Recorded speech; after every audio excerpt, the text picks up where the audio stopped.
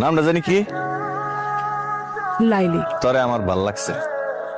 Hotel আইস টাকালয়, Gulistan. Chains না? বেচা কেনার বাইরেও তোরে আমার ভাল লাগছে। তো আমি কি করবো? সংসার করবি? ওই হোটেলে গতর বেশি আমি। হোটেলের কাছে ছেড়ে দিবি? তাতে চলবো তোর? বিয়া করবি? চলবো। চিন্তা করে দেখ, চিন্তা করে দেখ, তোর আমি আলাদা করে একটা ঘর নিলাম, সারাদিন কাম শেষে বাইক ফিরলাম, রাতে গরম গরম ভাত খাইলাম। সংসার করবি?